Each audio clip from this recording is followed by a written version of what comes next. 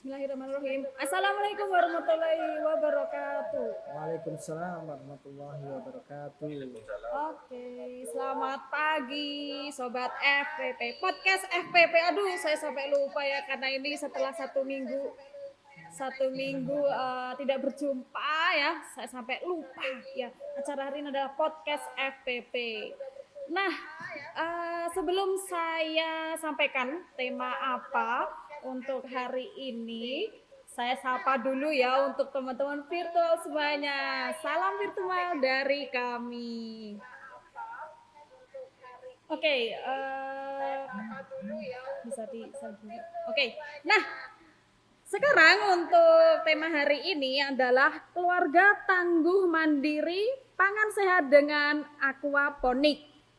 Jadi temanya masih tetap berkecimpung di bidang pangan. Kalau yang kemarin, pertemuan kemarin kita membahas tentang Smart Farming 4.0, sekarang kita tetap juga membahas tentang pangan.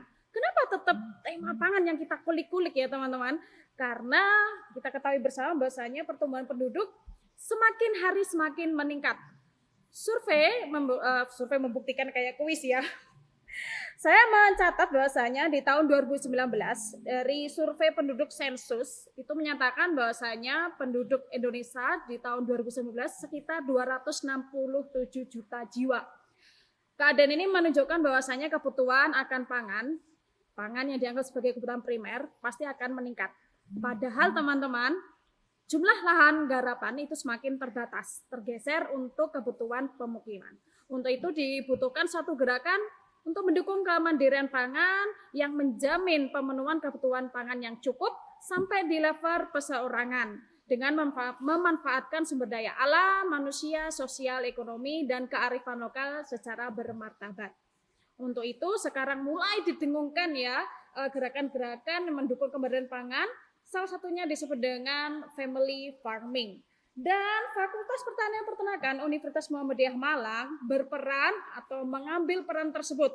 Salah satu adalah narasumber yang ada di samping saya, ya, di mana beliau ini mengusung satu konsep atau teknik bercocok tanam dengan sebutan OHOP atau OHO Pak ya, kepanjangan dari One House One Pond yang bisa diaplikasikan pada lahan sempit. Saya kenalkan, beliau adalah Bapak Riza Rahman Hakim, SPI MSc. Betul ya Bapak ya? Betul. Beliau adalah dosen program studi aquaculture di Fakultas Pertanian Peternakan Universitas Muhammadiyah Malang. Selamat pagi Pak Riza. Selamat pagi. Sehat ya hari ini? Alhamdulillah. Wah, semangat ya? Biasa. Oh tetap semangat. Alhamdulillah. Ini sudah yang keberapa Pak podcast seperti ini? Saya webinar ini ke-8 atau ke-9 kalinya. Wah luar biasa.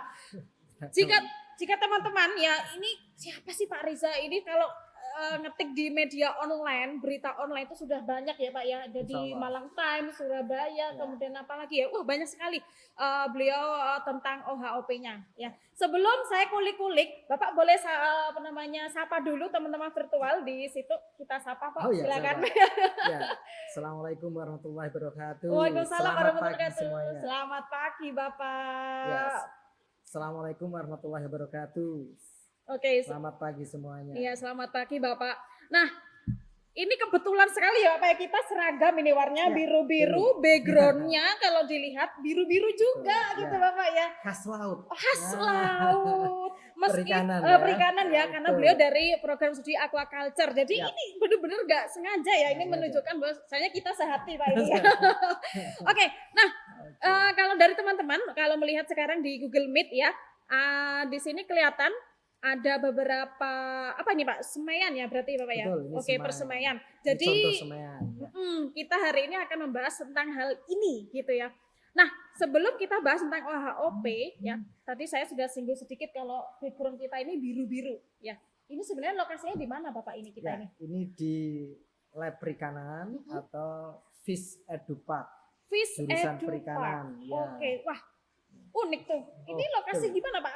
Apa aja yang ada di sini di Fish Edupark? Jadi begini, sebenarnya di lokasi kita ini itu dulunya bernama Lab Terpadu. Lab Terpadu. Fakultas Pertanian Peternakan Universitas Muhammadiyah Malang. Betul. Kemudian sejak 2 tahun yang lalu, tepatnya di bulan Agustus 2018, supaya Lab Terpadu ini tidak hanya dinikmati oleh mahasiswa dan dosen untuk penelitian dan praktikum. Siap. Kemudian kita sentuh sedikit, modifikasi sedikit, Ya. kemudian kita istilahkan dengan nama EduPark. EduPark. EduPark Berarti ada FPPUMM. sesuatu yang beredukasi.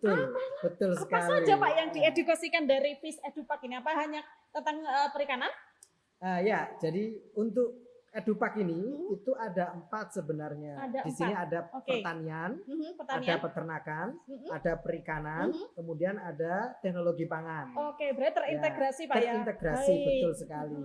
Dan ini bisa jadikan sebagai wisata alternatif ya, penuh edukasi, terutama di wilayah Malang. Oke. Ya, Sudah open dari kapan Pak ini? sejak Wisata ini? 2018 Agustus. 2018 Pak Ya. ya. Wow. Dan alhamdulillah pengunjungnya juga luar biasa. Luar biasa ya. antusiasme Per bulan ya, Pak? bisa sampai 1.000 begitu, mulai dari TK, SD, SMP, SMA, Wow. perguruan tinggi, bahkan tamu-tamu umum ya, Umum. pejabat ya, dari Bupati Malang, kemudian Pangdiv, ya, Wakil Menteri, bahkan Menteri juga sudah ke sini. Oke. Nah, itu di EduPark ini. Oke, Nah oke, ini oke. yang lokasi kita ini itu adalah salah satunya. Ya, jadi kalau di pertanian ada agropark, kemudian di peternakan ada animal farm, ya, kemudian di perikanan ada fish FIS edupark. EduPark. Oke. Ya, kemudian di teknologi pangan itu ada UMM Bakery. UMM Bakery. Ah. Baik. Berarti kalau mau ke sini bisa langsung dapat 4 ilmu itu. Pasti. Wah, luar Dan biasa. hanya dengan biaya 15.000, 15.000? tapi nanti apa namanya akan mendapatkan souvenir cantik. Contoh misalnya Apa Pak souvenir apa? pulangnya- Penasaran ini. pulangnya itu bisa membawa 1 ekor ikan hias dan wadahnya. Wah, itu Bisa milih Pak. kenapa? Bisa milih ikan hiasnya. Ikan hiasnya tergantung stok. Oh, tergantung ya. stok, Kadang-kala oke. ada cupang, kemudian ada pelati, Oke. ada gapi. Wah, Nah, begitu. oke. Wah, itu pasti anak-anak senang Asik sekali. nih. Kalau yang dewasa biasanya souvenirnya roti Oh gitu. atau Baik-baik. apa namanya tanaman. Oke, oke, oke. Atau telur antioksidan. Wah, iya Nah, betul. Telur antioksidan ya, ya. kalau mengulik EduPark sebenarnya wah panjang sekali. Panjang. Ya, Oke, bisa satu langsung ke sini aja pertemuan Pak ya. sendiri. Satu pertemuan sendiri nanti Betul, untuk betul, EduPark betul, ini. Ya, karena unik dan saya melihat untuk terusnya di Jawa Timur ini sepertinya satu-satunya perguruan tinggi yang memiliki EduPark dan itu terintegrasi. Wow, Karena kebetulan luar biasa. fakultas kita itu kan ada 6 jurusan, Yap, ya kan? Betul. Ada pertanian, peternakan, perikanan, kehutanan, teologi pangan, agribisnis. Yap. Sedangkan kalau di universitas lain itu fakultas sendiri-sendiri, Oke. sehingga labnya sendiri-sendiri. Baik, Nah, baik, di kita karena satu fakultas labnya jadi satu, terpadu dan kemudian kita bisa integrated tadi. Wow, luar biasa. Jadi teman-teman, kenapa Pak Riza ini hafal banget ya tentang FIS EduPark, karena beliau memang sebagai Manager. kepala atau manajer. Iya. Wah, ya Iya. jadi maklum sangat hafal detail per detail. Untuk sekarang sudah dibuka Pak atau masih nunggu sampai nanti? Ya, untuk sementara Kondusif ini dulu? belum. Belum, Ya, oke. belum. Kecuali pelatihan ya, Oke. misalnya kita kan di EduPark ini sebenarnya ada 3 konsepnya. Satu ada education, Oke. itu pelatihan-pelatihan. Terus kemudian ada tourism, itu adalah wisata edukasinya. Kemudian ada kulineri. Jadi di sini apa namanya ada warungnya sebenarnya, tapi by reservasi ya. Jadi reservasi dulu. Ada apa namanya lalapan ikan lele, gurame, nila, Yap. terus kemudian telur, Yap. sayur organik, Organik, ya. wah. Ada roti. Jadi lengkap sudah kalau ke sini. Membahagiakan ya, rekreatif dan juga edukatif gitu Betul, Bapak ya. betul Oke. sekali. Baik, jadi nanti kalau Bapak Ibu atau teman-teman virtual semuanya yang ingin ya berkunjung ke EduPark, nanti masuk ke websitenya Fakultas Pertanian Peternakan, ada Pak di situ? Atau punya website sendiri? Sementara untuk untuk EduPark itu di IG. Oh, di Ya, IG. Oke, ya, nanti di IG. dicek di IG Di ya. IG Fauna EduPark namanya. Oke, baik. Ya, Dicek Fauna ya, EduPark. dicatat. Kalau Ya. ingin nanti infonya di situ kapan akan dibuka juga akan dirilis Ya, di situ akan Pak ya. akan Oke. kita umumkan. Oke, baik. Ya. Jadi lokasi kita di sini adalah di FIS EduPark. Sesuai dengan tema hari ini kita akan membicarakan tentang teknik yang beliau usung, yakni apa sih bacanya Pak? OHOP, OHOP, apa Pak? OHOP. OHOP. Ya. OHOP gitu ya, kayak rapper-rapper gitu ya, OHOP. OHOP gitu ya, atau kepanjangannya One House One One Pond. Pond. Ya, saya penasaran, ini kan aplikasinya di lahan sempit nih Pak Ya. Riza. Apa yang menginspirasi Bapak ini sehingga oke, saya mau membuat teknik atau konsep cocok tanam di lahan sempit? Apa mungkin dulunya rumahnya, oh saya ini merenung di teras, lahan saya sempit, disebut apa ini? Apa gitu inspirasinya Pak? Penasaran Ya. saya. Betul. Jadi ini muncul setelah saya studi S2. Mm-mm. Ya, studi S2. Kalau boleh tahu di mana Pak? Ya, waktu itu S2 di Kasetsart University Thailand. Oh Thailand, Ya. oke. Di situ juga saya menemukan banyak inspirasi karena saya lihat Thailand ini meskipun negaranya kecil ya, jauh sekali dibanding Indonesia.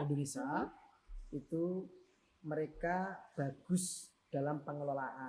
Ya, terutama pasca panen juga bagus banget. Ya kan? Nah, terus kemudian hal-hal kecil-kecil gitu mereka coba untuk dijadukan wisata edukasi, ya, baik itu pertanian, peternakan, perikanan. Nah itu banyak sekali ya spot-spot untuk wisata edukasi berbasis agrokompleks. Agrokompleks, baik. Betul. Terus kemudian setelah lulus karena kebetulan saya tinggal di perumahan. Terus kemudian namanya perumahan tahu sendiri ya, bukan perumahan ya. mewah loh ya, yang kemudian luas tanahnya sampai 200 meter persegi atas enggak, ya. Yang di bawah itulah, itu di Kota Malang. Baik. Terus kemudian sebagai seorang aquaculturist yang bergerak di budidaya perikanan. Kemudian saya terus berpikir gimana di lahan sempit seperti ini tetap saya bisa manfaatkan dan kemudian bisa produktif ya, bukan hanya sekedar memanfaatkan tapi ini bisa produktif juga. Nah, itulah kemudian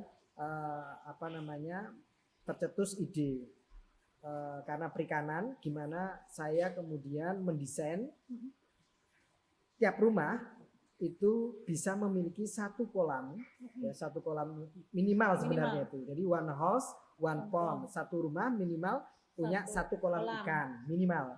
Nah, kalau kemudian punya lahan yang luas, ya silakan kemudian dikembangkan jadi 2, 3 dan seterusnya. Betul. Ya, Kembang betul. itu Pak ya. Ya, nah itu kemudian dari situlah kemudian saya mencoba berpikir keras. Apa ini kolam yang kemudian bisa produktif ya, produksinya tinggi ya, kecil tapi produksinya tinggi. Nah itulah kemudian saya kembangkan modelnya kolam terpal bundar. Ya, kolam terpal bundar hanya diameter 1, ya diameter 1, tingginya 1 meter, ya, tapi bisa diisi lele contohnya sampai 1000 ekor. Nah, jadi sebentar, tingginya 1 meter. Diameternya 1 meter juga. 1 meter juga. Bisa menampung berapa tadi? 1000 ekor ikan lele. Lele, Pak. Ya. Biasanya kalau kita orang-orang itu kalau membuat kolam di rumah begitu ya, itu kan kadang-kala misalnya 1 meter kali 2 meter, paling cuma diisi ikan 10-20 ekor. Nah ini bisa sampai kemudian 1000 ekor ikan lele. Kalau nila bisa sampai 100. Ya. Kalau patin ya sekitar 30 sampai 50 ekor. Bisa. Tergantung bisa-bisanya dari Ya, ukuran betul. ikan Ya, Pak ya. Betul. Jadi ada yang tidak suka lele, dia pengennya nila. Ya. Ada yang gemar sekali lele, ada gitu. Jadi begitu. Tergantung konsep kesukaan awalnya. ya, Pak ya. Betul ya.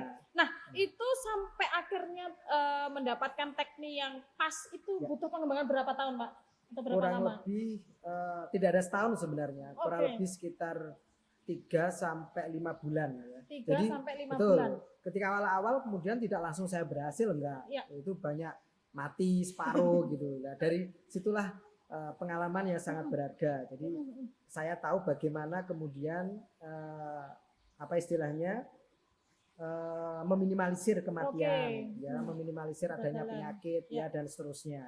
Ya, jadi pengalaman memang pelajaran yang sangat berharga. Betul. Jadi kalau kita mau beternak atau budidaya ikan, beternak ayam atau kemudian bercocok tanam ya, pas sekali gagal itu jangan khawatir, itu udah biasa. Ini kita ini belajar tentang makhluk hidup. Iya betul. Faktornya banyak. Banyak. Ya, banyak. Jadi Betul. apa namanya, wajar sekali 2 kali itu belajar. Tapi Belajar. kita harus mengambil dari tadi pelajaran kegagalan itu. Kegagalan. Jangan kemudian kegagalan jadikan sebagai sebuah hanya sebatas ya udah gagal biarkan aja, enggak. Tapi harus mengambil ibroh atau pelajaran dari itu. Ya. Oke, siap. Oke, Bapak. Nah, ketika sudah membuat konsep ini, sebenarnya tujuan dari hati Bapak ini untuk apa ini OHP ini atau Ya. ini sebenarnya? Betul, ada beberapa tujuan adanya hobi ini. Yang pertama itu adalah mewujudkan kemandirian pangan bagi keluarga. Oke. Nah, jadi kalau Sesuai judulnya tadi Pak ya, keluarga betul. tangguh mandiri Betul, gitu ya. Berarti ya, memang mendukung keluarga apa tangguh namanya, mandiri. tangguh mandiri pangan Pangan sehat, sehat. ya, dengan aquaponik kan begitu. Nah, itu. Jadi Oke. mewujudkan kemandirian pangan bagi keluarga karena ini juga program pemerintah. Ya, jadi kalau kemudian skala besar kita belum bisa, ya cobalah kita di lingkup keluarga. Betul. Di Family keluarga. farming tadi Pak ya. Family farming. Jadi kita ini terus terang di Indonesia mungkin mayoritas ya itu pola apa namanya pola berpikirnya atau pola konsumtifnya itu sangat tinggi. Karena mungkin merasa semuanya bisa kita beli, Bisa beli, dengan mudah, betul. ya kan? Sayur harga tinggal berapa beli. sih, gitu kan? Ikan Tinggal berapa iya, sih lah betul. itu. Tinggal nunggu tukang sayur lewat. Betul, nah itu. Nah, karena ketersediaan yang mudah itu kemudian meninabobokan kita untuk apa namanya berpindah ke pola produktif. Positif. Nah, tapi kan kita kan nggak tahu Indonesia akan seperti ini terus itu sampai kapan? Ya, 10 tahun, 20 tahun itu apakah masih seperti ini? Betul. Kalau kita istilahnya kena corona gini saja sudah pada bingung Iya, semua Pak ya. dan tidak pernah direncanakan, Betul, kan gitu kan? betul. Tidak pernah direncanakan sama sekali. Betul. Nah, kalau suatu saat akan terjadi itu susah bahan pangan apa namanya kita dapatkan di luar, ya mau nggak mau kita harus belajar mandiri pangan. Betul, Dan mandiri pangan. selama corona ini, ya pandemi COVID-19 ini, itu tren ke arah apa mandiri pangan, Mandiri pangan. itu meningkat drastis. Betul. Terus terang. Baru kerasa Ya, Pak ya sekarang baru ya. terasa sekarang. Harus mandirinya Betul, itu harus ya. sekarang Pak ya. Nah, karena tidak boleh keluar, ya nggak boleh ke pasar. Ya. Betul. Terus kemudian orang jualan hijau juga terbatas. Iya, ya, itu iya. akhirnya peningkat apa namanya permintaan untuk biji tanaman, terus kemudian benih ikan itu meningkat drastis. Meningkat, Ya, alhamdulillah. selama 4 bulan ini ya kurang lebih itu luar biasa. Luar biasa. Ya, jadi ya alhamdulillah itu hikmahnya. Memang sepertinya harus dipaksa Ada begitu. di-push dulu Ya, baru terus dulu. ayo kita Ayo, semua iya. gitu ya Pak Kalau ya. hanya sekedar diceramai itu terkadang Aduh, ya. kurang bangkit, Kurang ya. greget. Kurang greget. Betul. Itu Oke, satu tujuannya ya, mandiri satu, pangan. mandiri pangan. Kemudian Oke. tujuan yang kedua itu Oke, Bapak. ya, itu tujuan yang kedua itu adalah peningkatan gizi masyarakat. Gizi masyarakat. Ya, Oke. jadi ini penting ya karena Indonesia sekarang juga lagi memerangi yang namanya stunting. Stunting betul. Betul, stunting. Stunting itu akan kekerdilan ya, kekerdilan secara fisik maupun otak. Ya, perkembangannya lambat. Oke. Nah, ini yang kemudian untuk istilahnya untuk pengembangan SDM itu dengan adanya stunting ini akan cukup berat. Oke. Salah satu faktor adanya stunting ini itu adalah karena kekurangan Nutrisi Pak ya. gizi. Oke. Ya, terutama adalah protein. Oke. Ya, baik itu protein hewani maupun nabati. Nah, Siap. adanya konsep one house one pond ini, One pond. wah itu sangat cocok sekali. Nah, begitu, ya, memerangi Siap. stunting itu. Siap. Ya, dari anak, karena apa? Dengan seperti itu, maka tercukupilah kebutuhan gizi masyarakat, ya, terutama di lingkup keluarga, Ya. baik ikan maupun sayuran. Ya. Dan di balik itu sebenarnya itu juga ada apa ya pendidikan yang tinggi sebenarnya, ya kampanye lah istilahnya. Kampanye. Yaitu bagaimana cara budidaya ikan Oke. itu yang higienis ya Oke. dan aman dikonsumsi. Higienis Karena, dan aman. ya, Siap. Jangan salah karena ada yang budidaya ikan dengan kemudian memberikan pakan sembarangan. Contoh lele misalnya ya, itu diberikan pakan, mohon maaf ada bangkai ayam, Oke, ya kotoran, kacang feses gitu Pak ya. betul ya, ada kotoran ayam, kotoran sapi dan seterusnya langsung dimasukkan. Nah, ini kan sama sekali nggak higienis. Kita pun kalau kemudian tahu budidaya seperti itu, kita mungkin nggak mau makan. Iya, Nah, jadi ragu Pak ya. betul. Jadi itu sebenarnya misi juga. Jadi bagaimana kita budidaya ikan ya yang higienis dan aman dikonsumsi ya karena kita budidaya sendiri dan kita tahu prosesnya. Istilahnya kalau bahasa syar'inya itu gini, sanatnya jelas. Nah, gitu, ya. Waduh, oke. Jadi apa namanya ada Syokhi gitu kalau- ya. hadis itu kan hadis syaratnya jelas Iya, ya betul, supaya betul. nanti sahih Kuat gitu ya. kan. Nah itu ini juga perlu kan ketika kita budidaya yang baik maka sanatnya itu jelas artinya bisa ditelusur gitu loh cara budidayanya seperti apa. Oh seperti ini oke. Nah begitu. Oke, tujuannya sangat baik sekali Pak. Ya. Dari mereka itu yang ketiga masih ada lagi Pak? Berdua ya masih ada lagi. Oh masih ada lagi. Oke baik. Apa Ya. lagi Pak? Terus kemudian yang masyarakat, nah ini edukasi. Oke, Ya nilai edukasi. edukasinya tinggi sekali. Oke. Ya, edukasi tinggi. Jadi terutama adalah pertama tadi edukasi tentang mandiri pangan. Jadi kita mencoba bukan cuma orang tua yang belajar, tapi di situ anak-anak bisa diajak untuk kemudian belajar mulai dari kecil ya. Betul. Ya, belajar bercocok tanam, memelihara ikan, Oke. ngasih makan ikan dan Oke. seterusnya itu pelajaran yang luar biasa. Ya, terus kemudian pelajaran nilai edukasi untuk entrepreneurship, wirausahaan. Nah, ini kewirausahaan itu paling mudah untuk mengena ketika kemudian itu ada contoh. Ya, ada contoh yang jelas dan kemudian praktek langsung. Oke. Ya, kalau hanya membaca ya kita hanya semangat saja. Tapi ketika dia praktek langsung melakukan sendiri, akhirnya tahu. Ya, oh seperti ini kalau kemudian nanti ke depan ya mau berwirausaha, misalnya ini kan masih skala rumah misalnya Mbak Nuswan Pon. Oh ternyata sudah bisa mahir. Terus saya pengen scale up untuk memperbesar lagi. Betul. Silakan saja karena kita sudah tahu itu kan. Betul. Dan kemudian sedikit banyak selain bisa berproduksi nanti juga belajar untuk marketingnya. Marketing. Ya pelan-pelan. Saya juga begitu. Ya itu menurut saya pelajarannya berharga itu adalah entrepreneurship ini. Oke. Ya. Dulu ini terus terang OHOP itu kan hanya sebatas hobi ya, di rumah begitu kecil-kecilan. Terus kemudian ketika saya stabil panennya, saya mencoba untuk saya jual melalui media sosial yang saya punya. Oh ternyata responnya itu banyak sekali. Alhamdulillah. Ya, alhamdulillah ya. Ya, alhamdulillah kemudian ya sejak 2015 sampai sekarang itu berlanjut terus. Yang dulunya itu hanya produksi misalnya lelenya saja. Nah, sekarang bisa berproduksi sampai pembuatan kolam terpalnya. Oke. Ya, sampai nanti perlengkapan untuk aquaponik maupun hidroponiknya. Nah, Oke. Berarti konsep OHOP atau OHOP itu tadi kan bisa untuk lahan sempit Pak ya. Ya. Saya penasaran, ada batas minimal lahan nggak Pak?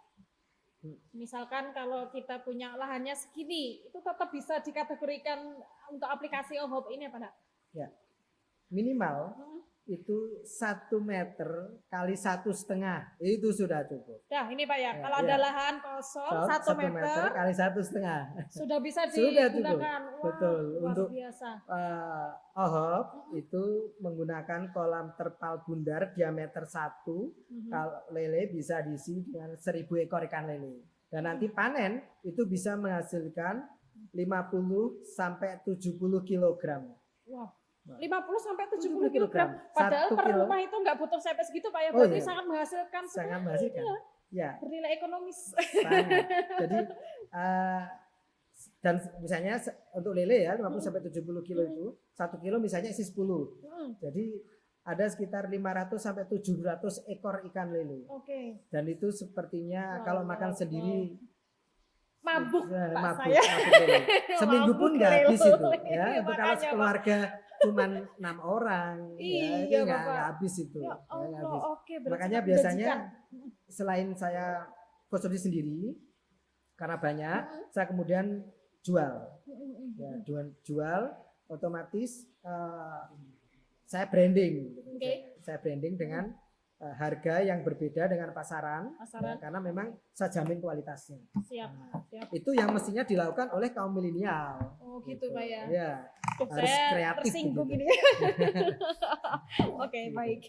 Oke Bapak, kalau tadi kan tujuan UHP ada banyak tuh dari mulai kementerian Ya. pangan, meningkatkan gizi masyarakat, campaign atau kampanye tentang budidaya ikan yang higienis dan baik ya intinya. Terus yang terakhir edukasi. Nah kalau manfaat dari OHOP ini sendiri apa Pak? Ya, jadi manfaatnya itu setidaknya ada 4 ya. Yang satu adalah tadi nilai edukasi, ya, terutama untuk istilahnya bisa dijadikan sebagai family project. Jadi project keluarga dengan melibatkan semua anggota keluarga. Jadi bukan cuma ayah bapak ibunya atau bapaknya ibunya yang beternak atau menanam, tapi anaknya bisa dilibatkan mulai menanam benih, menanam benih tanaman ya atau sayuran, kemudian menebar benih ikan, memberi pakan. Nah, itu kan pelajaran luar biasa. Terus kemudian edukasi entrepreneurship tadi. Kemudian yang kedua itu edukasi untuk kesehatan. Karena kita memproduksi ikan yang higienis dan non antibiotik kimia. Karena ini ikan konsumsi. Jadi saya memang kalau untuk ikan konsumsi itu menghindari sekali adanya pemberian antibiotik yang kimia. Ya karena biasanya kalau pembudidaya konvensional ikan sakit sedikit langsung dikasih antibiotik kimia. Meskipun dalam dosis tertentu itu diperbolehkan. Ya, tapi karena ini ikan dikonsumsi oleh orang, semaksimal mungkin saya menghindari itu. Kalaupun menggunakan antibiotik, itu antibiotik yang alami. Ya, jadi bukan kimia. Kemudian untuk sayurannya itu higienis non pestisida. Betul. Jadi tidak menggunakan, kalau ada penyakit biasanya kan disemprot ya dengan pestisida kimia begitu. Apalagi sayuran jenis daun. Nah, itu kan sangat berbahaya. Karena langsung kita makan Pak langsung makan. Nah, itu jadi menghindari itu. Nah, itu produk yang dihasilkan. Jadi benar-benar memperhatikan kesehatan. Nah, kemudian yang ketiga, ini sebenarnya ada nilai spiritualitas. Nah, ini ya. Jadi ada sebenarnya itu hadisnya untuk bercocok tanam. Betul. Ya. Termasuk menyayangi binatang, itu ada. Nah, ini penting sebenarnya. Contoh misalnya pelajaran-pelajaran sederhana untuk anak-anak ya. Gimana caranya merawat tanaman. Terus kemudian ketika mau memberi pakan ikan ya, kita berdoa dulu ya. Jadi betul. Terus kemudian nanti ketika panen kita bersyukur ya. Jadi ya itu Allah, pelajaran ya. Wah, pelajarannya nggak hanya masalah duniawi nih, juga masalah spiritual Pak ya. Iya, betul itu. Luar biasa. Jadi menanamkan adab terhadap makhluk Allah yang lainnya.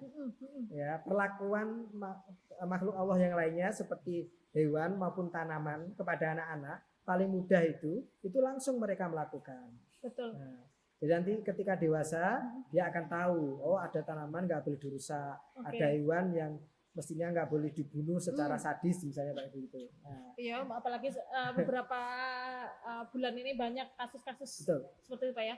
Dengan adanya konsep ini bisa menimbulkan kasih sayang terhadap sesama makhluk hidup gitu Pak ya. Wow, good idea sekali Pak. Nah, kalau saya baca-baca nih Pak, konsep atau teknik bercocok tanam ini merupakan gabungan dari 3 teknologi, betul Pak ya? Ya. Oke, ada bionik dan hidroponik Pak ya? Itu istilah apa itu Pak? Saya masih awam ini, boleh dijelaskan nanti? Ya, jadi sejak 2014 akhir ya hingga sekarang, itu teknologi OHOP ini berkembang. Yang awal-awal konsep One House One Pond atau OHOP ini itu hanya dengan budidaya ikan sistem biona. Biona itu adalah bionatural, ya kepanjangannya bionatural. Jadi sistem budidaya ikan, ya dengan mendesain atau memperlakukan air agar sesuai dengan kehidupan alami ikannya. Nah itu ada tahapannya sebelum budidaya itu air itu kita persiapkan dulu. Ya. Kayak diadaptasi gitu Pak ya? Iya betul. Jadi ada perlakuan atau treatment terhadap airnya, baru kemudian benih ditebar, kemudian nanti ada perlakuan manajemen kualitas air dan manajemen pemberian pakan. Nah itu biona, dan biona ini yang pertama dulu lele, ya kemudian ketika sudah berhasil bagus, kemudian saya coba ke nila. Ya, bisa juga kemudian ke ikan patin, itu juga bisa. Bisa. Bahkan saya pernah juga mencoba ke udang, baik itu udang faname yang laut ya, kemudian saya tawarkan. Terus kemudian ada juga udang apa namanya, udang galah Udah yang sapitnya panjang itu. Nah, itu sudah saya coba semua. Luar biasa. Cuman memang kalau udang ini saya belum berhasil 100 apa namanya, kurang bagus masih karena udang juga ternyata kanibal, jadi kematiannya masih banyak. Masih banyak. Ya. Terus kemudian itu 2000 sekitar 2015 2000 ya 2015 ya 2015. Kemudian 2016 itu kemudian saya kembangkan yang namanya tadi bionik. Bionik ini sebenarnya adalah gabungan dari budidaya ikan sistem biona tadi plus aquaponik. Jadi sayuran ya. Bionik plus aquaponik. Ya, baik. jadi saya singkat dengan bionik ya, biona plus aquaponik. Nah, itu budidaya ikan dan sayuran dalam satu siklus sekaligus. Oke. Nah, jadi ketika panen itu nanti bisa dua-duanya. Ya, Enak dong Pak. enak, ya. Jadi masak ada sayur ada Betul. lauk gitu Oke. Pak ya. Bahasa Jawanya itu panen ikan sak lalapane. Siap. Sak lalapane. Iya ya bener Pak ya. Betul. Wah, Itu. enak itu kalau buka warung kayaknya Pak ya. Misalnya contoh kalau kemudian lele itu panen 3 bulan ya, sayur itu tiap bulan bisa panen. Tiap bulan. Ya, Sayuran yang seperti sayuran ya, apa namanya, selada, daun-daun ya Pak ya, ya. sayur daun Oke. terutama ya, selada, kangkung, terus kemudian sawi itu tiap bulan panen. Ya, tiap bulan itu panen. Bahkan kalau kangkung itu lebih hebat lagi nanti ya. Apa? Nanti saya jelaskan di ohoponik ya. Oke. Ini kangkung ini. Nanti saya siap. jelaskan di ohoponik. Oke siap. Nanti setelah ini akan ada video juga ya, Ya, untuk mengetahui apa perbedaan biona, bionik dan ohoponik. Ya, Oke. betul. Yang Nah, dan bionik ini nanti juga ada apa istilahnya ya, generasi. ada generasi. Bionik generasi 1 dan generasi kedua. Wah, Oke, gitu. oke, siap. Nah, kalau bionik generasi 1 itu menggunakan kolam terpal bundar tadi minimal diameter 1. Karena kalau kolam terpal bundar ini kan ada yang diameter 1, diameter 1,5, diameter 2, diameter 3 sampai diameter 5 begitu. Oke. Terus kemudian atasnya tanaman ya atau sayuran. Oke. Dan itu waktu generasi 1 itu saya masih menggunakan media tanam itu untuk aquaponiknya, terutama untuk sayurannya ya. Itu menggunakan batu zeolit, sekam bakar sama kokopit. Oke. Terus Medianya kemudian Pak ya, ya tahun 2019 ya itu lahir generasi bionik kedua. generasi kedua. Iya. Apa perbedaannya dengan yang pertama? Yang kedua ini yang signifikan adalah nanti perlakuan terutama adalah untuk tanamannya, karena waktu generasi pertama itu saya murni hanya mengandalkan kotoran ikan ya untuk kemudian jadikan sebagai pupuk tanaman. Nutrisinya gitu Ya, ternyata hasilnya masih kurang optimal, masih kalah dengan hasil hidroponik untuk aquaponik. Gitu. Kalau hanya mengandalkan nutrisi dari kotoran ikan. Ya, betul. Masih kurang ya, terutama unsur hara maupun unsur hara makro maupun mikronya. Nah, terus kemudian yang generasi yang kedua ini kemudian saya tambahkan sedikit nutrisi agar kemudian tanaman juga bisa lebih subur seperti halnya hidroponik itu. Terus kemudian media tanamnya itu juga nanti bukan menggunakan batu zeolit, sekam bakar maupun kokopit, tapi menggunakan rock wool. Ya, media tanam rock wool. Ini Pak ya? Ya betul. Okay. Ya, seperti kayak gabus tapi bukan gabus. Ya, itu generasi. Terus kemudian generasi 2 juga saya mencoba meminikan. Ya. Jadi kalau diameter 1 kan besar, ya. Diameter 1 kan besar dan otomatis kolam terpal dan sebagainya ya, ada blower sebagainya, itu biayanya juga tinggi di atas 1 juta lah ya. Modalnya. Nah, kemudian saya minikan itu hanya dengan modal 500.000 sudah bisa budidaya ikan dan sayuran ya. Dengan dengan bak ember ya sekarang lagi marak budidamber itu budidaya ikan dalam ember. Betul. Tapi yang saya kembangkan beda. Ya, kalau yang budidamber biasa itu biasanya sayurannya hanya kangkung saja dan kotorannya tidak kelemahannya kotorannya ngendap di bawah. Ya, di bawah, dan akhirnya yang terjadi budidamber biasa itu hampir dipastikan akan sering ganti air. Mungkin 2-3 hari sekali ganti air. Betul. Akhirnya kemudian ya saya kembangkan ini itu yang mini aquaponik, sarannya mini aquaponik itu saya taruh di atasnya itu untuk istilahnya bak kotak ya, bak kotak untuk hidroponiknya. Sehingga air di bawah itu ditarik ke atas, kotoran itu kemudian naik di bak apa namanya? Di bak atas. Dan di bak atas itu kan ada tanamannya. Sehingga tanaman bisa memanfaatkan kotoran ikan. Nah, hidroponik ini sebenarnya adalah hidroponik. Ya, saya kasih nama hidroponik karena sesuai dengan brand ya, yang saya kembangkan itu OHOP ya, menjadi hidroponik. Nah, terus kemudian tagline-nya hidroponik itu home scale hydroponics. Jadi hidroponik skala rumahan. Siap. Kan ada yang hidroponik besar ya, menggunakan pipa paralon itu kan harganya mahal di atas juta. Iya, saya kemarin tanya 1 jutaan. Bisa sampai 2 juta, 3 juta. Nah, dengan hidroponik ini atau home scale hidroponik ini itu nggak sampai 200.000 sudah bisa dapat 2 paket hidroponik. Oke, siap. Habis ini saya langsung pesen kayaknya Pak ini, Pak. Nah, dan kalau dengan pipa-pipa kan menggunakan mesin ya, atau menggunakan listrik kan, ini sama sekali nggak menggunakan listrik. Terus pakainya apa Pak? Ya nggak perlu, sudah cukup dengan bak kotak seperti ini. Ya seperti ini. Yang ya. bapak ya hari ini ya. Oke. Seperti ini. Oke, siap Pak. Oke. Oke, iya. Oke, siap.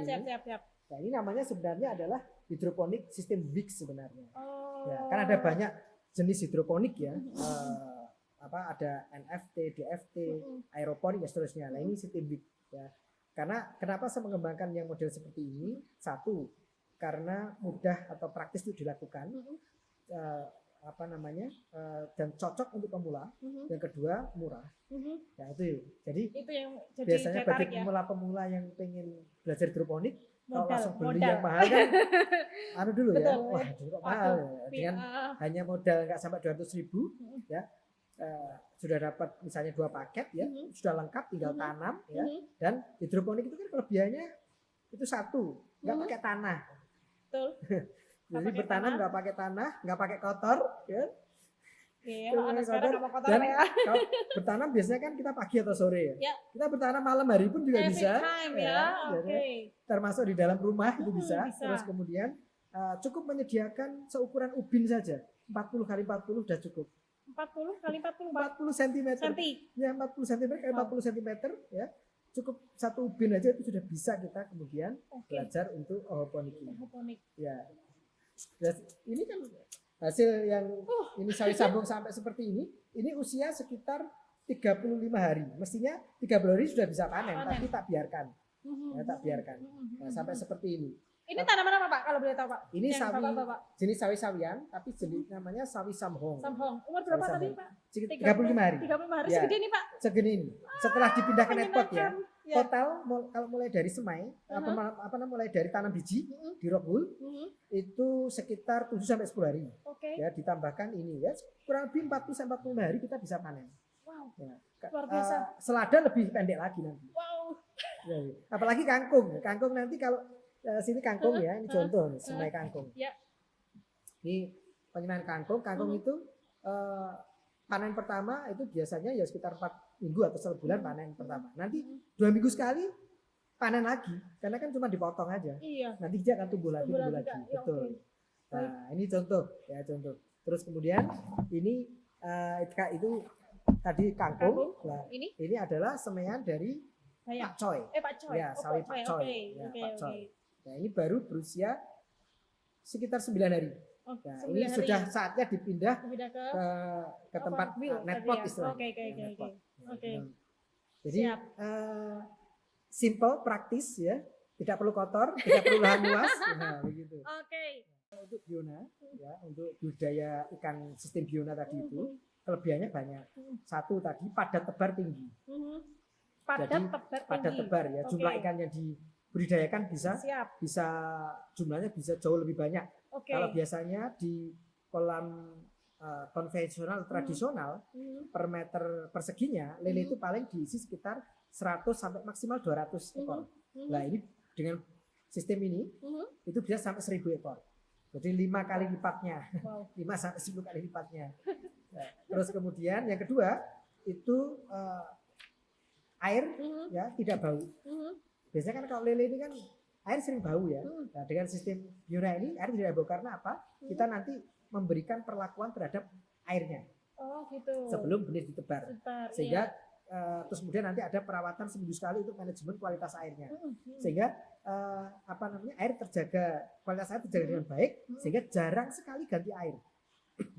Oke. Ganti air biasanya seminggu sekali, setelah 1 bulan itu ganti seminggu sekali, itu pun cuma 40% saja. Oh gitu. Itu Nggak dibuang. semuanya apa ya? Enggak Oke. semuanya, karena Oke. kita memberikan perlakuan. Kalau dibuang semuanya nanti airnya jadi air biasa lagi. Oh iya, karena Ya. sudah ditreatment Karena tadi sudah ya. ditreatment tadi Betul. airnya ya. Nah,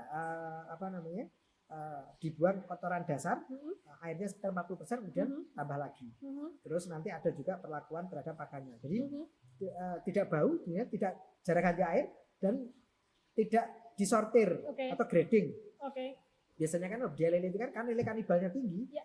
Ya, setelah 1 bulan itu pembudidaya itu menggrading atau mensortir, memisahkan antara yang besar dan yang kecil, disendirikan. Kalau ini enggak, mulai umur misalnya 5 cm ya, Oke.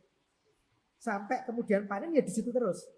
Wow. Makanya tidak perlu punya banyak kolam, 1 aja sudah cukup untuk kemudian bisa belajar untuk budidaya sistem Biona ini. Oke. Nah, terus kemudian kelebihannya juga adalah bisa memanfaatkan lahan sempit tadi ya, lahan sempit, terus kemudian bisa menghasilkan lele yang higienis dan non antibiotik Antibiotik, kimia. betul. Nah, itu kelebihan untuk Biona. Biona.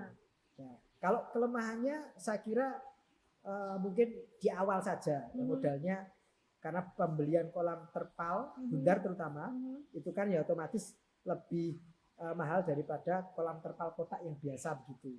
Tetapi perlu diingat ya, kolam terpal bundar yang seperti ini itu jauh usianya bisa lebih panjang, ya, bisa 5 tahun lebih, ya. Dan harganya pasti lebih murah daripada semen. Nah, itu. Nah, jadi siap. kalaupun nanti rusak setelah 5 tahun begitu, paling terpalnya aja lubang. Kalau beli Setelah 5 terpalnya tahun Pak ya? setelah 5 Oh, tahun, setelah 5 tahun sudah balik modal berkali-kali Iya, lipat betul. itu. Nah, kalau kayak itu kalau kena panas kena hujan ya. Tapi kalau kemudian di atas itu ada atapnya yang tetap transparan, itu Lebih nanti lama lagi. lebih lama lagi. Iya. Ya. Wow, Apa- menjanjikan sekali. Kan rangkanya besi, jadi Oke. besi awet sekali. Oke. Nah, itu Jadi saya kira kelemahan dengan Biona ya. harga yang ya dengan start ya. Kalau misalnya bagi pemula yang pengen mencoba untuk wados one ini, kalau pengen dengan kolam terpal bundar itu sistem Biona begitu, itu dengan modal enggak sampai 1,5 juta ya, itu sudah bisa semuanya sudah. Maksudnya bisa lengkap mulai dari kolamnya, mesinnya Mesin. ya untuk blower itu untuk aerasi ya. Aerasi. Terus kemudian benihnya ya sama pakannya ya. Itu sudah bisa. Oke. Nah, itu yang Biona. Biona. Nah, yang bionik? Kalau yang bionik ya ini juga memiliki kelebihan, terutama satu adalah karena ini sistem istilahnya sebenarnya bisa dikatakan sebagai integrated farming ya. Menggabungkan mengintegrasikan antara budidaya ikan dan sayuran. Oke. Di mana apa istilahnya zero waste ya. Kotoran ikan itu tidak kita buang tapi kemudian digunakan untuk pertumbuhan si untuk tanaman. nutrisi atau untuk pupuk tanaman. Tanaman. Nah, itu. Jadi ya simbiosis mutualisme lah. Betul. Terus Muter gitu Oh, ya. iya. Plus ya. betul. Air di kolam yang kemudian banyak kotoran ikannya. Kalau ini kan namanya kotoran kan pasti sumber penyakit kan gitu. Terus kemudian ditarik ke atas, kemudian melewati tanaman atau media tanaman yang kemudian akan dimanfaatkan ya. Kalau di situ nanti ada bakteri Nitrosomonas dan Nitrobacter, maka akan meminimalkan ya. Itu munculnya amonia, sehingga air yang melewati media tanam itu kembali lagi ke kolam itu sudah dalam bentuk bersih ya, dan kemudian oksigennya juga tinggi. Berarti Dan untuk hidup si ikan betul, lagi. ya, untuk hidup ikan lagi. Jadi mutar Siap. begitu. Muter Nah, aja itu. Ya, Oke. itu dari sisi kelebihannya, terus Nah, kemudian kelemahannya. masih kelebihan. Masih kelebihan? Tadi Banyak tuh mendapatkan kelebihannya. sayuran dua produk sekaligus yaitu ikan dan sayuran. Ya. Nah itu terus kalau kelemahannya apa ya? Ada kelemahannya nih, jangan-jangan yang Sebenarnya kalau bionik. aquaponik ya sekali lagi mungkin instalasinya juga Oke. di awal ya, Iya, tapi iya. kan ini untuk terus menerus. Terus tapi kan dengan tadi yang OHOP untuk bionik generasi kedua, mini aquaponik itu cukup ya 500.000 sudah bisa budidaya ikan dan sayuran. Nah, Mantap. itu nanti kalaupun sudah panen ya, itu paling yang dibeli cuman ikan sama sayurannya. Itu nggak sampai 100.000 itu untuk produksi lagi. Ya, dengan bak ember kapasitas 80 liter begitu, ya kita bisa mengisi ikan lele dengan jumlah 100 ekor. Betul. Ekor. Kayaknya intinya kelemahannya hanya pada instalasi Pak ya, yang namanya alat ya pasti nanti akan mengalami susut gitu Pak ya. Ya, tapi itu dalam aja waktu kayaknya yang lama sih. Iya. Lama sih. Intinya kan kalau namanya alat ya pasti jangankan itu rumah aja, kalau nggak di ini juga lama-kelamaan pasti ada Penyusutan, ada ada penyusutan gitu Pak ya. Jadi Ya. intinya kelemahannya akan tertutupi oleh kelebihannya yang sangat luar Kelebihan yang biasa. sangat luar biasa. Oke, sudah bisa di-share videonya? Belum ya. Oke, saya lanjutkan. Belum? Oke. Yang kelebihan untuk Hydroponic hidroponik ya. Ya. Nah, untuk hidroponik ini itu satu tadi itu kita bertani atau bercocok tanam ya tanpa menggunakan tanah. Ya. Harga tanah sekarang mahal. Per meternya sudah Tergantung jutaan lokasi, Pak. gitu kan. Lokasi, Pak. Tergantung lokasi juga lah. Ini kan repot kan ya, makanya itu. Jadi kondisi darat sudah itu. Nah, ini tanpa menggunakan tanah tapi dengan mengganti dengan media seperti rock wool. Ya, jadi makanya hidroponik kan sebenarnya budidaya atau bercocok tanam ya dengan menggunakan air saja sebenarnya begitu. Saja. Itu satu. Kemudian yang kedua itu hidroponik ini bisa kapan saja kita bertanam tanpa memperhatikan musim. Ya. Baik itu musim kemarau, musim hujan nggak masalah, ya, musim corona nggak masalah. Ya. Jadi kapan saja itu kita bisa tanam. Dan kemudian enaknya adalah kita tanpa mengolah tanah ketika setelah panen, ya nggak perlu kemudian biasanya kan kita olah ya, setelah panen kan diolah lagi supaya lagi besok ini enggak. Jadi kita bisa mempersiapkan seminggu lagi panen, kita bisa mempersiapkan penyemaian mulai dari sekarang. Sehingga ketika panen kita langsung bisa start lagi untuk kemudian menanam. Ya, misalnya lagi. Jadi siklusnya itu yang kemudian cepat. Ya, itu artinya kalau kita bisnis ke sana, ya terutama nanti kita bicara tentang kaum milenial nanti ya, peluang ini. Siap. Nanti akan perlu saya cerita ya, gimana bisnis berkaitan dengan bisnis pangan ini, ya, terutama pertanian, peternakan, perikanan. Ya, itu menurut saya luar biasa. Baik. Betul. Nah itu diantara kelebihannya. Terus kemudian penggunaan pupuk juga sangat sedikit sekali, ya sangat sedikit sekali. Terus meminimalisir adanya penyakit, hama dan penyakit. Ya. Biasanya kalau di sawah yang luas begitu ya, itu ada aja penyakit. Makanya kemudian disemprot pakai pestisida supaya nggak ada penyakit, kan gitu. Terutama untuk sayur daun. Ya. Sedangkan hidroponik ini sangat minim sekali. Apalagi kalau budidayanya di halaman rumah begitu ya, itu minim sekali penyakit. Ya. Kalau mau diperbesar, yang baik nanti adalah dibuat greenhouse atau screenhouse. Hanya dengan seperti kasa nyamuk atau plastik ya, atas kiri kanan gitu, itu sudah itu bisa untuk meminimalisir adanya hama dan penyakit tanaman. Siap. Itu kelebihan dari hidroponik. Dan satu yang unggul adalah kita sangat jarang menyiram. Nah, itu kelebihan hidroponik itu. Karena saya di rumah itu punya yang hidroponik, punya yang pakai tanah, ya, di polybag itu saya punya. Dan setelah saya kemudian mengembangkan hidroponik ini atau bergelut hidroponik ini atau hidroponik ini, saya merasakan betul enaknya berhidroponik. Ya. Jatuh cinta nih kan. Iya betul. Karena apa? Kalau dengan tanah, ya, satu hari saja tidak kita tidak kita siram, apalagi musim kemarau ya, itu mesti layu. Ya, mesti layu. Nah, sedangkan hidroponik ini, artinya kalau seperti itu kan, kalau nggak ada yang rawat, kita nggak berani ninggal. Iya, ya. betul. Nah, Ketergantungan Pak ya. Betul. Hidroponik, ya kita tinggal 5-7 hari pun nggak apa-apa. Yang penting kita isi airnya, ya kan, sudah. Kita tinggal saja.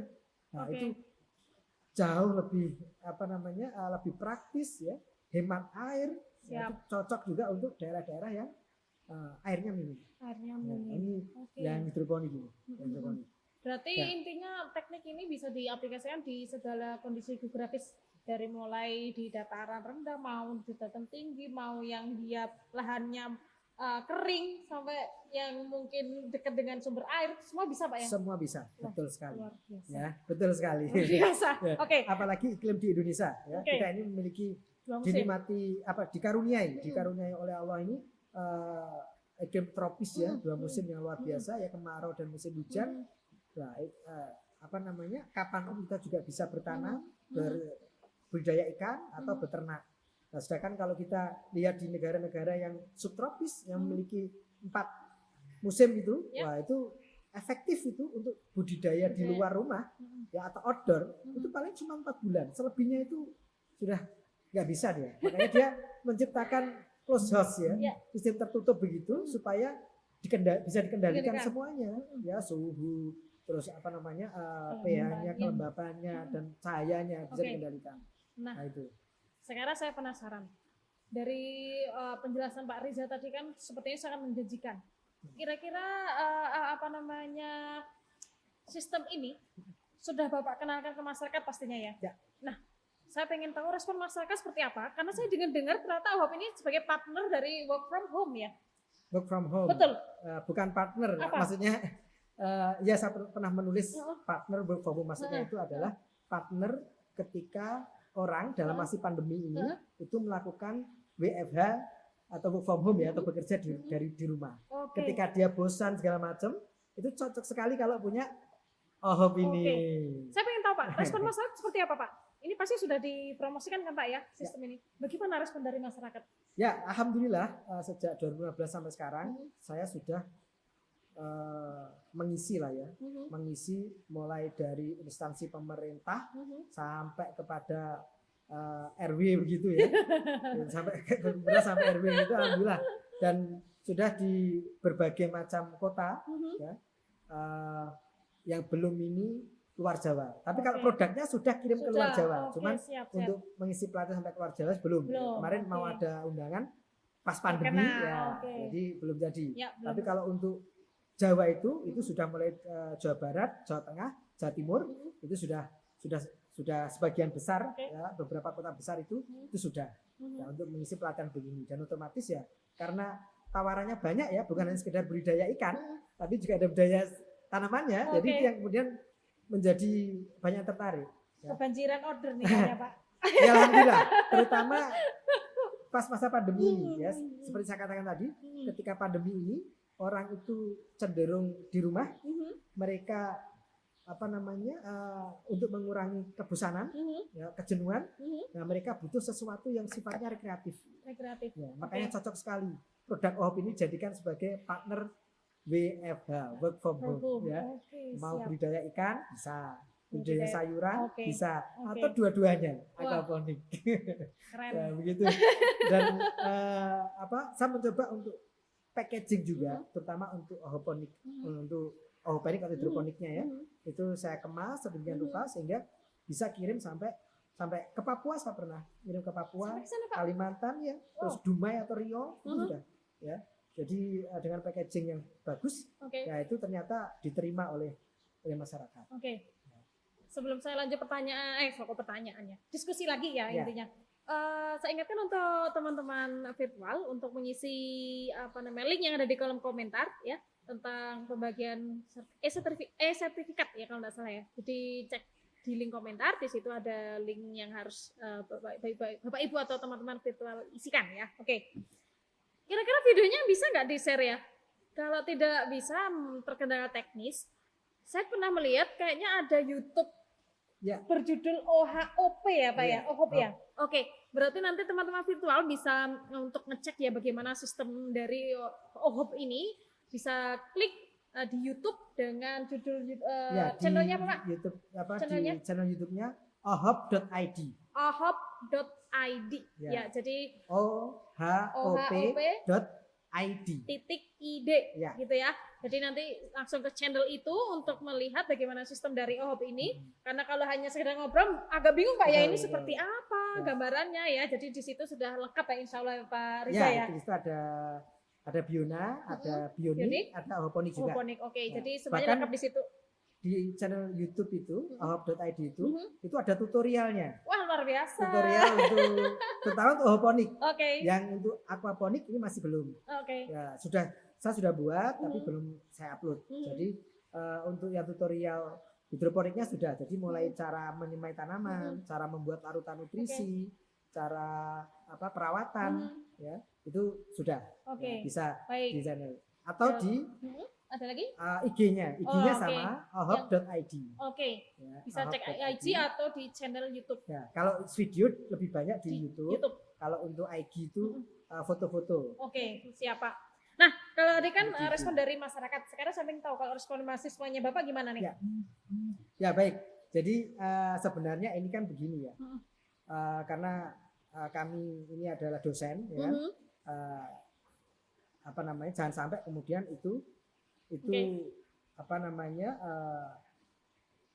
istilahnya terkuras dengan bisnisnya. Nanti jadi pebisnis bukan jadi dosen nanti.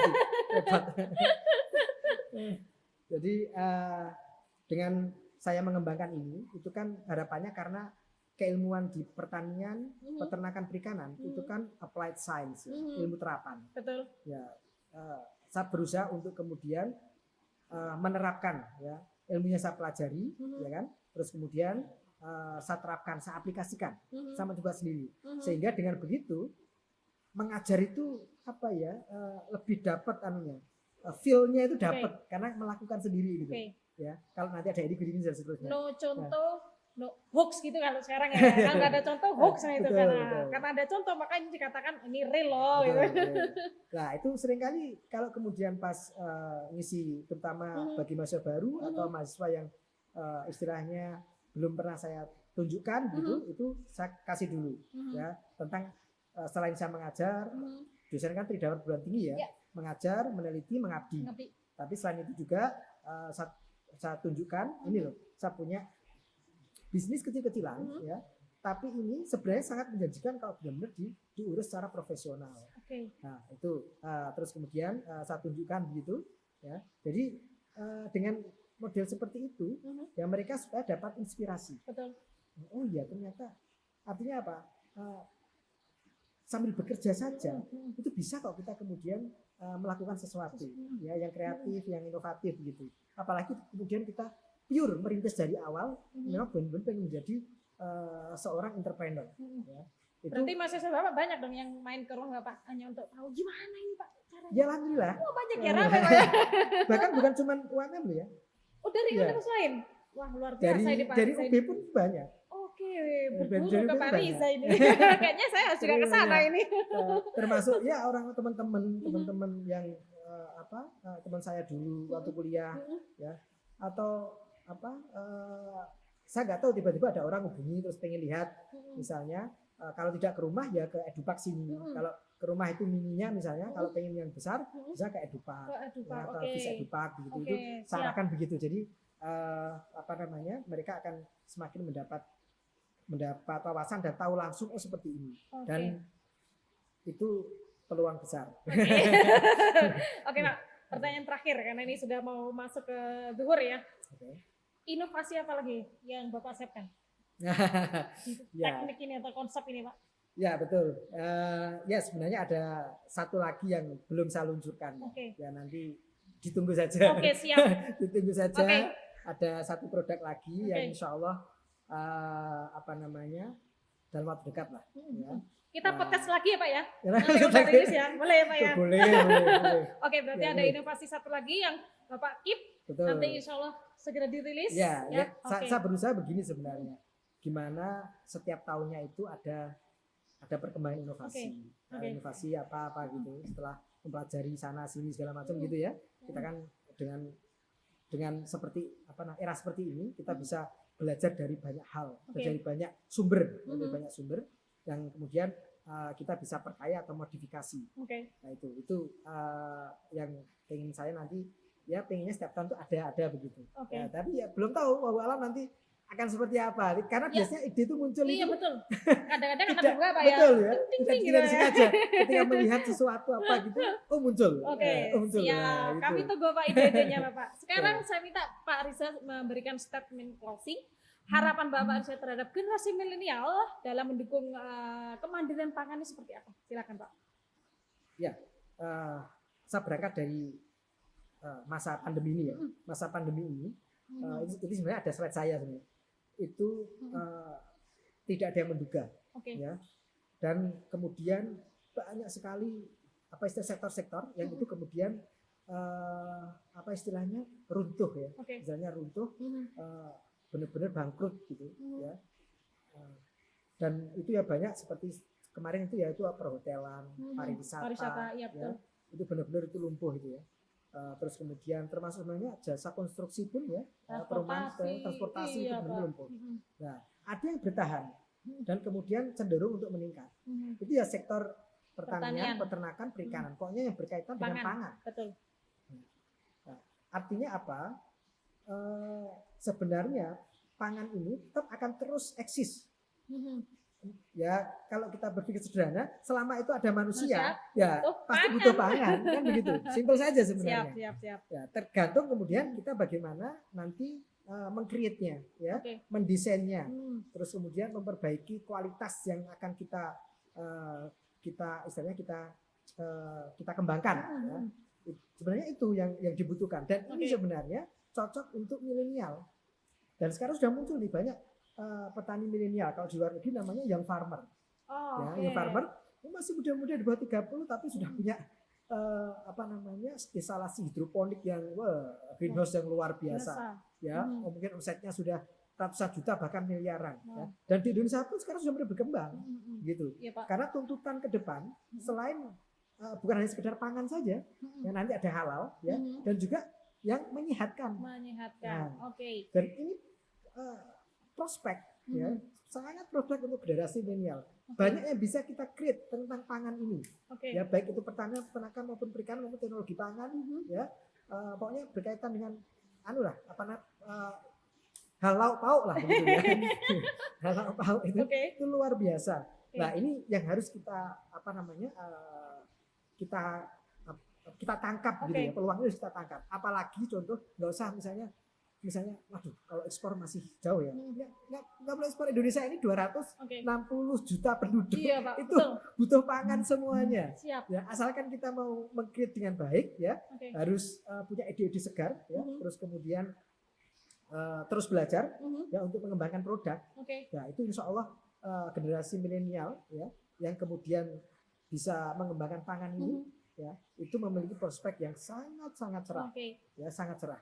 Dan satu lagi, boleh, Pak. Ya,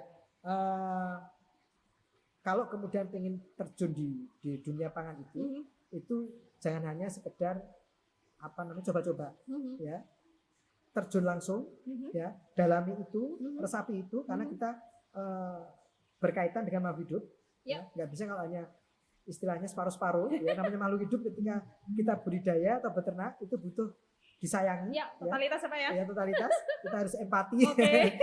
Ya, contoh misalnya kalau saya ngasih makan ikan bukan hanya sekedar ngasih makan tok, saya tinggal ya, saya lihat gitu ikannya. Nah, itu contoh kecil. Nah, saya kira itu, ya, jadi jangan khawatir generasi milenial yang nanti peduli pangan dan ayo gerakkan itu. Intinya semua yang disampaikan Pak Riza itu ada difasilitasi di program studi aquaculture, betul Bapak ya? Ya. Semuanya yang tadi yang Bapak bicarakan.